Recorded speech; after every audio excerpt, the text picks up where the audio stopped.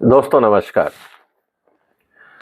2024 के चुनाव सामने हैं और भारत की राजनीति में एक बार फिर मिलीजुली सरकार बनाने का प्रयास है। इस समय इंडिया ब्लॉक के नाम से करीब 28 पार्टियों ने एक साथ मिलकर काम करने का प्रयास किया है।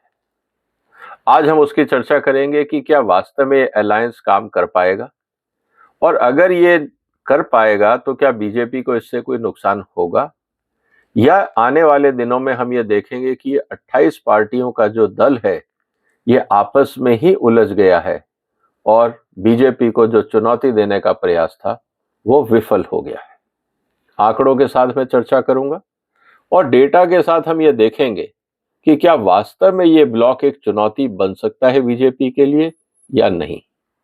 और यही बात हमें देखने को मिलेगी कि जब अब सिर्फ 100 दिन रह गए हैं, जब आचार संहिता लागू हो जाएगी और आने वाले 2024 के चुनाव की तैयारियां पूरी शीर्ष पे होंगी। अभी तक इस गुट में ना नेता है, ना कोई नीति का पता लगा है और क्या ये किस तरह से आगे बढ़ेंगे ये भी अभी तक क्लियर नहीं है। एक पार्टी जो 5 साल से लगातार सत्ता में है और लगातार अलग अलग स्कीम्स देके अलग अलग जो वोटर्स हैं उनके लिए अलग अलग घोषणाएं करके अपनी स्थिति लगातार मजबूत किए जा रही है, जो हमने अभी विधानसभा जो चुनाव हुए उसमें भी देखा। तो क्या ये 28 दलों का गुट कुछ कर पाएगा या नहीं, आइए अब इसकी चर्चा करते हैं। सबसे पहले आपसे निवेदन है कि आप इस वीडियो को शेयर भी कर सकते हैं, चैनल को सब्सक्राइब भी कर सकते हैं। दोस्तों 18 जुलाई 2023 को 5 महीने पहले INDA इंडिया अलायंस के नाम से एक संगठन बनाया गया कि हम मिलकर चुनाव लड़ेंगे। अगर हम इसको देखें कि ये ग्रुप का आज स्ट्रेंथ क्या है, इनकी पॉलिटिकल स्टैंडिंग क्या है, तो करीब 142 सीट 543 में से 543 में से 142 सीट्स इस ग्रुप के पास है। अब देखने को तो ये 142 लगता है 28 पार्टियों के दल में, लेकिन हकीकत ये है कि मात्र 4 दलों में, 28 में से 4 दलों में टोटल जो सीटें हैं वो करीब 110 है। इसका मतलब ये है कि इस गुट में सिर्फ 4-5 दल ही ऐसे हैं जिनके पास आज इलेक्शन लड़ने की क्षमता है। बाकी 11 दल ऐसे हैं इस गुट में जिनके पास लोकसभा में एक भी सीट नहीं। तो जब यह सीट शेयरिंग का अरेंजमेंट होगा, जिसकी अभी ये बात की जा रही है कि 31 दिसंबर तक हम इस काम को खत्म कर लेंगे, तो जिन लोगों के पास अभी सीटें नहीं हैं तो क्या उनको सीट दी जाएगी या उनको सीट नहीं दी जाएगी, अभी इस तरह के राजनीतिक विवाद होने बाकी है। क्योंकि कोई भी पॉलिटिशियन अपने कैरियर में जब राजनीति चुनता है तो वो बाहर बैठने के लिए नहीं चुनता, उसको सदन में जाना होता है।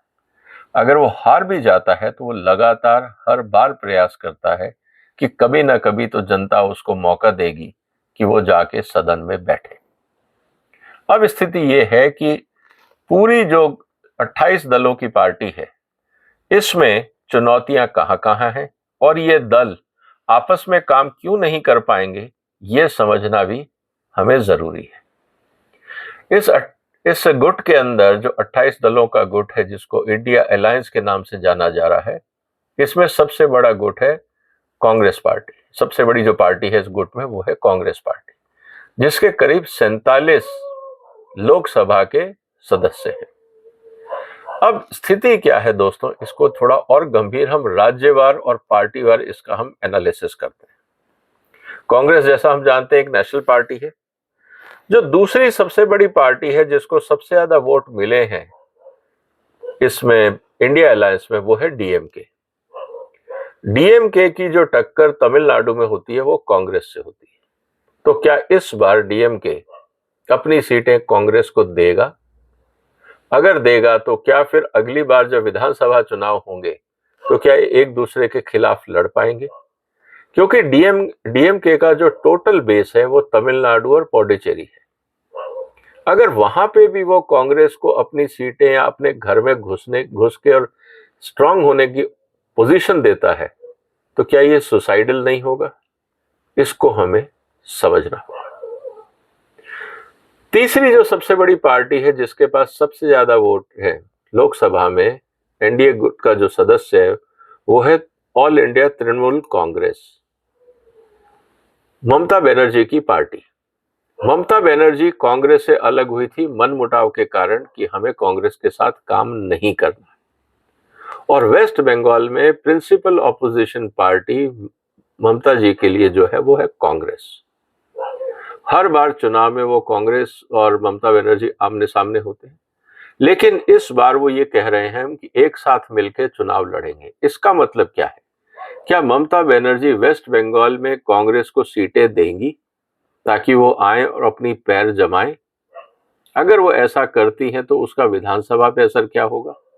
क्या ममता बनर्जी वेस्ट बंगाल पे एक छत्र राज कर पाएंगी? ये बड़े सवाल है। और ये सबसे बड़ी बात है कि अगर आप कल भी देखें तो उन्होंने मिस्टर खड़गे का नाम सजेस्ट किया था एज ए प्राइम मिनिस्टर। उसका कारण बहुत सिंपल था। पहली बात तो राहुल गांधी एक्सेप्टेबल नहीं है। दूसरा, वो ये नहीं चाहते कि किसी भी रूप में कांग्रेस वेस्ट बंगाल में अपना हक मांगे। तो खड़गे साहब का नाम प्रपोज करने का जो कारण था केजरीवाल और ममता बनर्जी का, वो ये था कि हम कांग्रेस को फिर ये कह सकते हैं कि हमने आपको पीएम कैंडिडेट दे दिया, अब आप पंजाब, दिल्ली और वेस्ट बंगाल में कांग्रेस अपनी सीटें ना मांगे।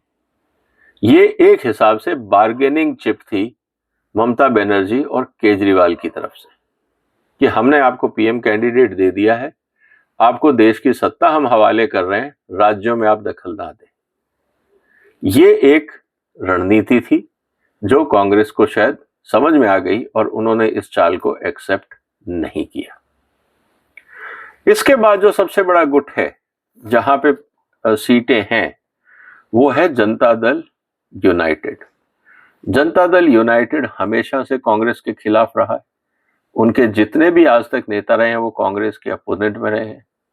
और इस समय स्थिति बिहार में ये है कि बीजेपी एक तरफ, कांग्रेस एक तरफ और जेडीयू एक तरफ, हमेशा त्रिकोणीय मुकाबला रहा है।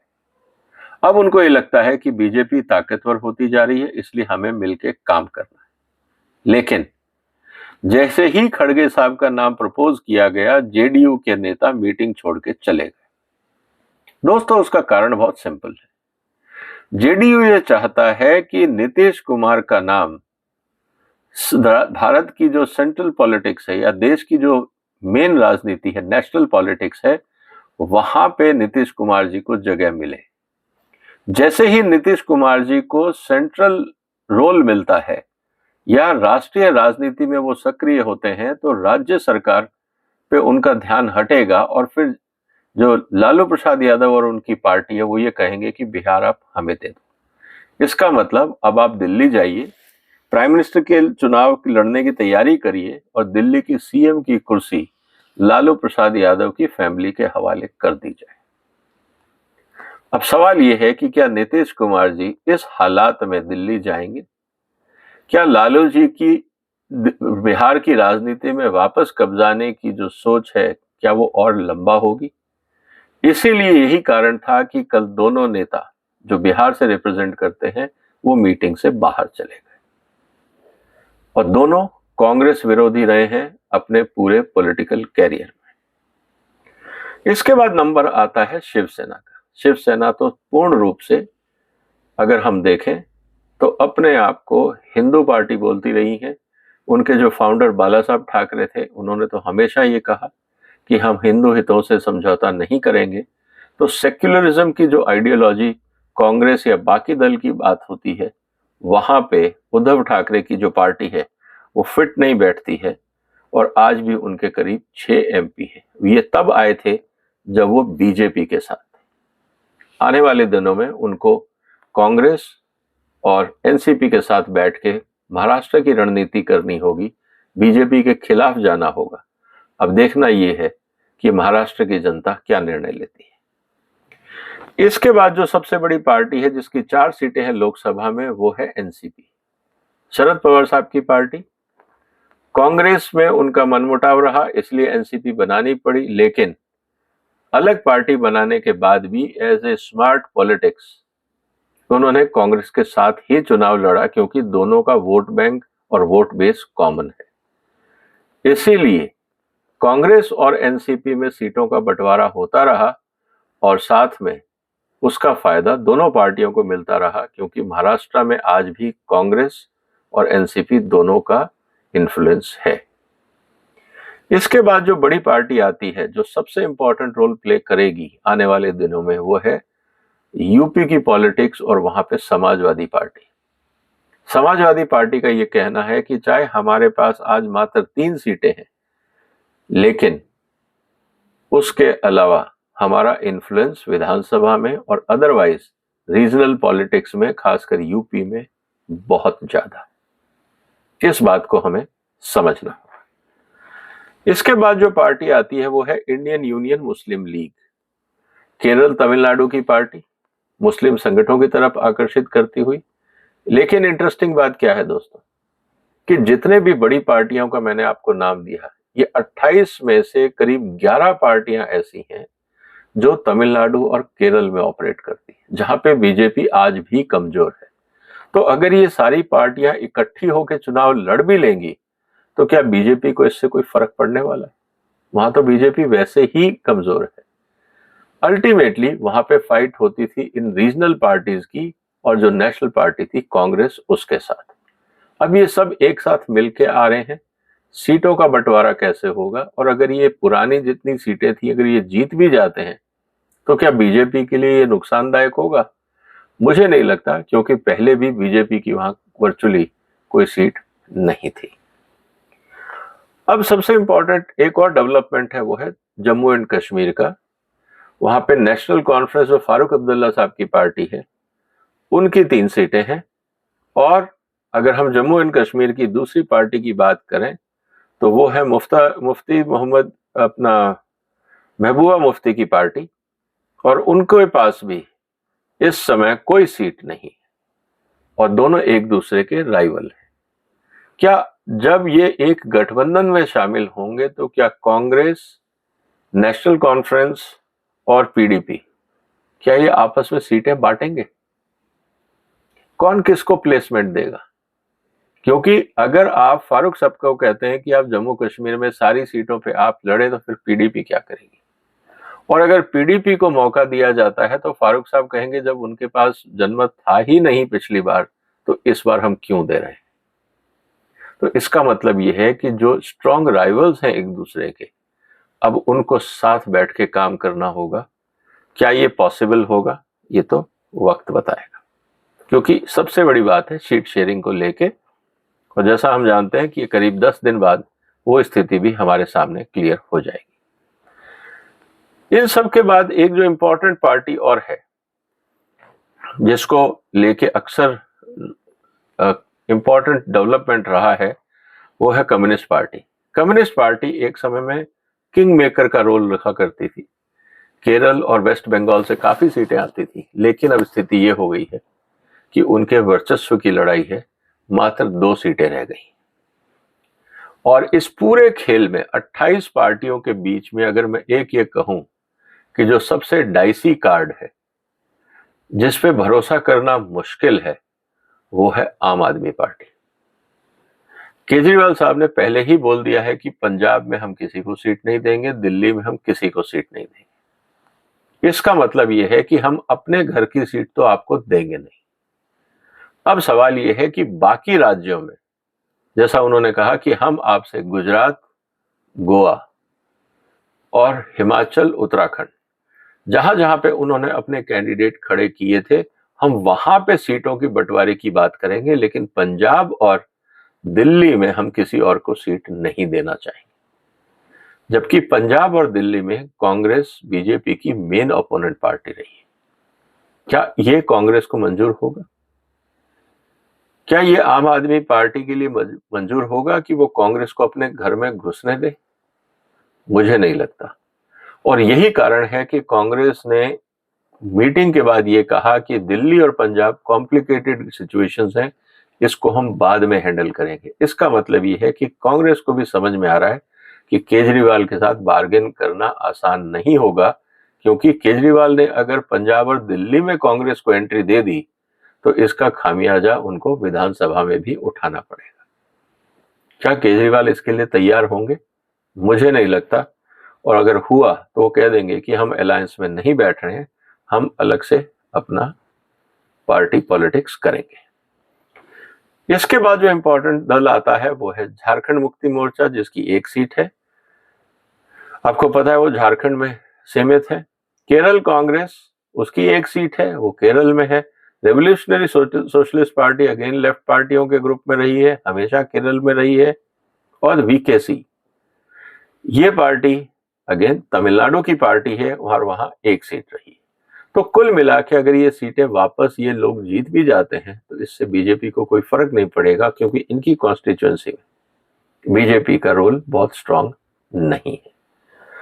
अब कुछ पार्टियां हैं जो हमेशा विजिबल रही हैं, दावेदारी करती रही हैं, लेकिन एक भी लोकसभा सीट उनके पास नहीं, और वो है राष्ट्रीय जनता दल, राष्ट्रीय लोक दल, जैन सिंह की पार्टी, जैन चौधरी की पार्टी, जैसा मैंने कहा आरजेडी लालू जी की पार्टी, एमडीएमके वाइको साहब की पार्टी, सीपीआईएमएल ये वापस communist party of Marxist, Dipankar Bhattacharya इनकी कोई सीट नहीं है, केरला कांग्रेस उनकी कोई सीट नहीं है, अपना दल इनकी कोई सीट नहीं है, ऑल इंडिया फॉरवर्ड ब्लॉक इनकी कोई लोकसभा में सीट नहीं है, पीडीपी जम्मू एंड कश्मीर की महबूबा मुफ्ती की इनकी लोकसभा में कोई सीट नहीं है, एमएमके तमिलनाडु की पार्टी, केएमडीके तमिलनाडु की पार्टी, और पीजेंट्स और वर्कर्स पार्टी ऑफ इंडिया ये महाराष्ट्र की पार्टी है। इनमें से भी किसी के पास कोई लोकसभा सीट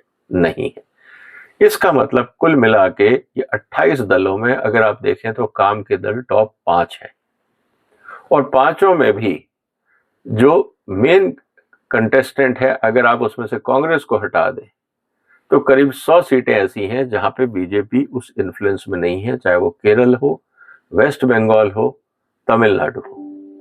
तो अब स्थिति ये है कि अगर ये संगठन बन जाएगा तो कहां काम करेगा? इनके लिए मुख्य चुनौतियां हैं, वो है हिंदी या नॉर्थ बेल्ट। क्या वहां पे जो रीजनल पार्टीज हैं वो दूसरों को आने देंगी? क्या वो कांग्रेस को अपने घर में मजबूत होने देंगी? सवाल ये। तो दोस्तों, जिस तरह से ये लोग आपस में एक दूसरे को छोड़ के अपना अपना दल बना के बैठे हैं, क्योंकि इनमें से जितने लीडर हैं उन सब वो पहले किसी ना किसी और पार्टी में हुआ करते थे, अब उनको छोड़ के इन्होंने अपने अपने गुट बनाए हैं, क्योंकि इनकी मेन लाइन पार्टी के लीडरों से नहीं बनी। तो क्या अब जाके बन जाएगी? अब सवाल इस बात को लेके। 10 दिन का समय है, 28 पार्टियां हैं, बीच में इनको धरना प्रदर्शन भी करना है, छुट्टियां भी हैं, क्रिसमस भी है, न्यू ईयर भी है। ये स्थिति कॉम्प्लिकेटेड है। 5 महीनों में ये लोग कुछ नहीं कर पाए। क्या अगले 5 दिन में, अगर मैं छुट्टियों के दिन छोड़ दूं, क्या ये अगले 5 दिन में 28 पार्टियां बैठ के seat sharing all India level पे कर पाएंगी? ये अपने आप में बहुत बड़ा सवाल है। आपको क्या लगता है दोस्तों, क्या भारत की राजनीति में 2024 में बीजेपी को टक्कर देने के लिए इंडिया ब्लॉक तैयार है? और अगर बीजेपी को अगर किसी को टक्कर देनी है तो कौन हो सकता है?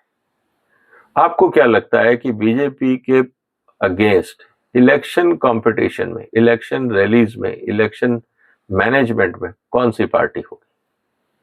आप अपने जवाब कमेंट बॉक्स में लिख सकते हैं। आपके क्षेत्र में, आपके राज्य में बीजेपी के अगेंस्ट मेन कंटेंडर कौन है, उसका नाम आप कमेंट बॉक्स में लिखिए। किस राज्य की आप बात कर रहे हैं ये जरूर बताइएगा, ताकि आने वाले दिनों में हम उस पर भी चर्चा कर सकें। आप इस वीडियो को शेयर कर सकते हैं, इस चैनल को सब्सक्राइब कर सकते हैं। फिर मुलाकात होगी एक और महत्वपूर्ण मुद्दे के साथ। तब तक वंदे मातरम।